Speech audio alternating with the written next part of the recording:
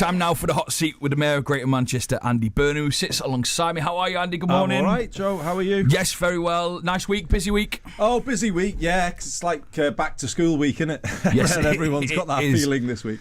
We talked a little bit with the people we got an audience today, people who are shadowing you, which is wonderful. You always have different people coming around and seeing what you do. Do you know, I always invite young people come to shadow me to the hot seat because it's just the best illustration in 1 hour of what my job's all about. So, yeah, and it's good that the BBC let us do that. But we're all about bringing on the next generation in Greater Manchester. It is. And then good morning, you're right. Morning. So we've got lots to get through today. I mean, one of the things we were talking about whilst the song was playing was the idea of you can get anything and everything. And that's the joy of this hour. 0800 218 2255. Do you ever prepare yourself for certain things? Like, what calls do you think you're going to get today? Well, obviously, I kind of think about what I've been dealing with, what's in the news. I don't over-prepare because I try and make sure the hot seat is a proper conversation, as Mike often says when he's in your position. It's not scripted, it's not pre-prepared lines. I do try to react to what the caller says, but yeah, you have a sense of what's in the news. Grenfell, obviously, and all of the issues around housing. The country needs a big conversation about housing and solving the housing crisis. I hope that's now going to happen. I had a thought that Oasis might pop up at some point during the hour. Maybe a little bit later on if I can ask you about that, definitely. So the Mayor of Greater Manchester, Andy Burnham, in the hot seat for the next hour. That number you need, and I can see the phone line so busy today, 0800 218 2255. Ask him anything. He has a wide range of responsibilities, including Greater Manchester Police, the fire service, public transport, strategic planning, some influence over health and further education. So we will start with Grenfell. You mentioned there. We had Angela Rayner on BBC Breakfast this morning. The Deputy Prime Minister and also the MP for Ashton-under-Lyne has warned that there may still be many unidentified types of cladding on buildings that are creating them to be a dangerous place to live. Yesterday, the Grenfell report came out. What did you make of the report and the headlines from it? It's an indictment, really, of people at every level. Politicians, businesses, regulators, councils. I mean, it's really sobering reading, and I think there has to be a sort of a root and branch change, really, as a result of this report. I've actually called for a Grenfell law, Joe. I believe the right to a good, safe home should be a human right in UK law. Housing has been treated as a commodity to be bought and sold, like a market, like too many things in modern life. It's all about the market and money and who can afford it and all. It shouldn't. Housing is fundamental to life. If you've not got a good home, you can't have a good life. You can't have good health. Your kids can't have a good education. And that's the way we need to think about housing. I'm setting up at the Greater Manchester Combined Authority a housing first unit, having a new way of thinking about it, which says this is the first priority. Housing has to be sorted out before anything else. And that's the way we're coming at things. And I think the report, in many ways, makes the case for that big sea change in the way the country deals with housing. Can we talk a bit about the people here in Greater Manchester who might be affected? I had Giles on yesterday from the Manchester Gladiators, and he talked about Gladiators. He talked about the nightly worries that many people he looks after, thousands of people have whilst living in Greater Manchester. What do we know about the situation with buildings that are considered still a risk here in our region? Well, firstly, can I pay tribute to Giles and the Gladiators? They've been brilliant, really, over the last 7 years. They've campaigned, they've been highly effective, and yet it's still the case that we've not been able to deal with the issue. And I have to say, without getting too political, the last government just did some things, but it just didn't grip the issue properly. So the figures I can give you this morning, these are the latest figures, Joe. There are 700 high-rise buildings in Greater Manchester, so more here than anywhere outside of London.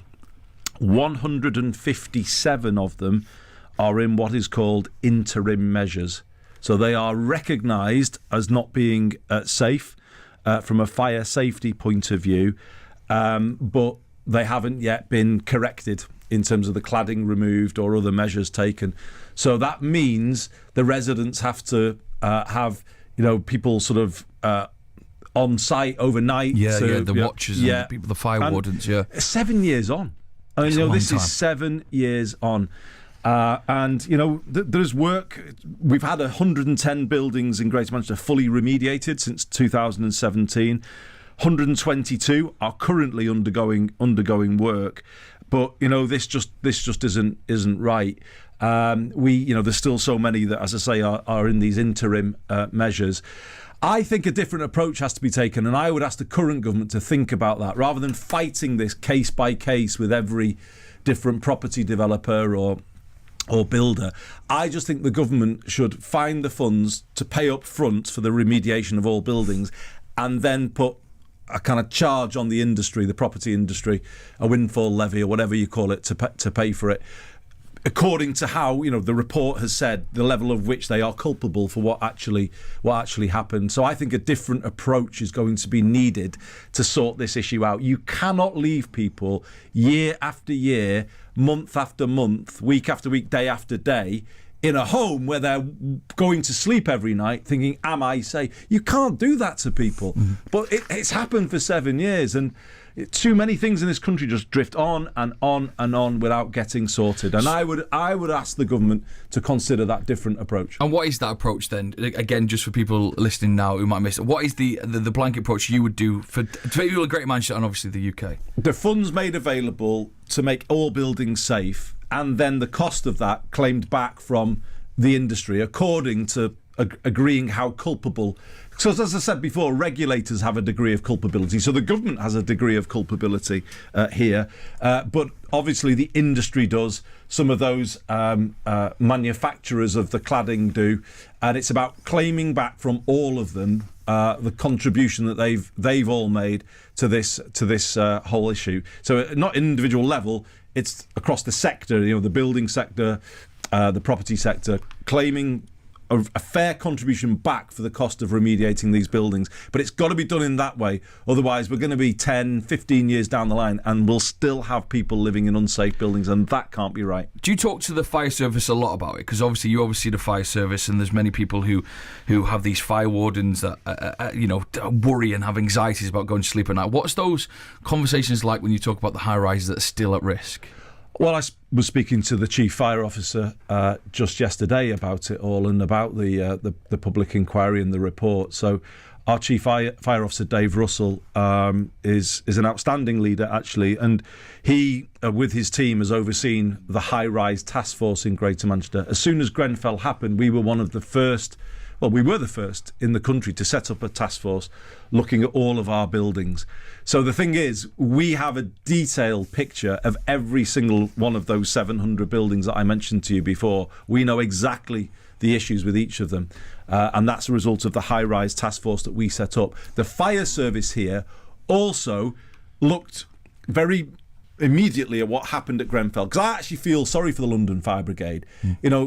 The situation had been created by poor building regulations, the kind of dismissive attitude of the local council, of the other local organisations, and they were then thrown into that situation that night, and there was still a stay put policy, even though that was not justified, as we now know, and they had to try and deal with what a fairly impossible situation. And I think they were, in my view, unfairly sort of criticised really at the time. But anyway, we as a fire service looked at what happened and changed procedures.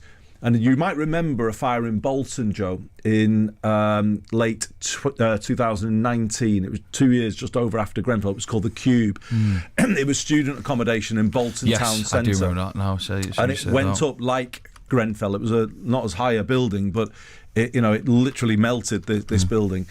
Greater Manchester Fire and Rescue Service put in place a new procedure on that night, where they had two separate sort of operations or commands on the night. One that was dealing with the fire, and a separate one that dealt with the evacuation. And that, I think, helped save a lot of lives on that night, alongside the actions of the students, who were brilliant as well. Yeah, we've been making learnings. We've been at the forefront of this whole approach to learning from Grenfell. But those learnings, as I say, go much deeper. They've got to go to a national level. A good, safe home for every person who lives in our country. We should no longer allow these unscrupulous landlords to leave people living in squalor, in unsafe, unfit homes. That the time has come for big change on all of these fronts, Joe.